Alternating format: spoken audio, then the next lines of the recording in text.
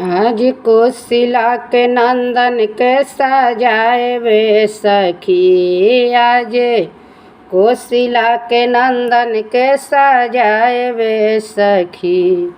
आज जनक नगरी आमे हैं रे सखी। आज जनक नगरी आमे हैं रे सखी।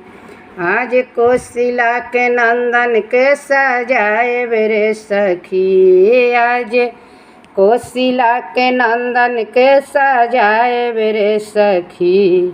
आज जनक नगरी आमे हैं रे सखी। आज जनक नगरी आमे हैं रे सखी। आज जनक नगरी आमे हैं रे सखी। आज जनक नगरी आमे हैं रे सखी। बेलिया चमेलिया के फूला लोढ़ ले आई बहो।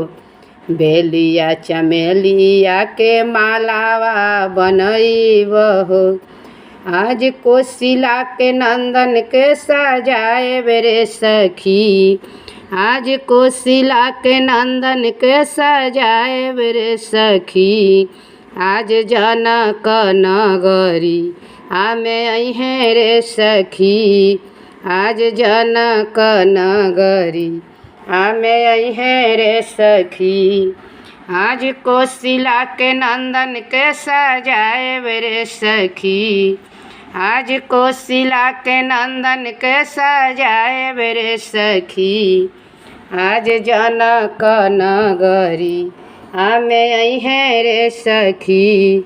आज जनक नगरी आमे हैं रे सखी। माथा पर मुकुटावा कान में कुंडलवा हो। माथा पर मुकुटावा कान में कुंडलवा हो। आज चंदन के तिलक लगाए रे सखी।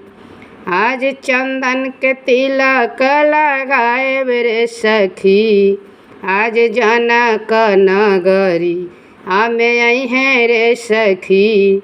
आज जनक नगरी आमे हैं रे सखी। आज जशोदा के नंद के सजाए रे सखी।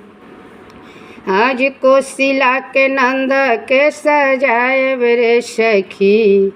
आज जनक नगरी आमे हैं रे सखी।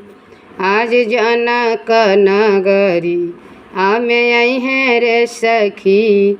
अंग में पीताम्बर हाथ में धेनुहिया हो।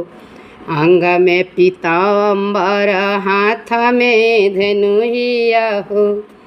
आज गले मोटर मालावा पहनाए वे सखी। आज गले बीर्ज मालावा पहनाए वे सखी। आज जनक नगरी आमे हैं रे सखी। आज जनक नगरी आमे हैं रे सखी। आज कोशिला के नंदन के सजाए रे सखी। आज कोशिला के नंदन के सजाए रे सखी। आज जनक नगरी आमे हैं रे सखी। आज जनक नगरी आमे हैं रे सखी। गंगा जमुना जाके जलवा भर ले आई बहो। सारा जुग से जाके हम त जलवा भर ले आई बहो।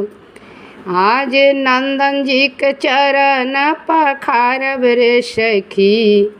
रघुनंदन जी के चरण पखारब रे सखी।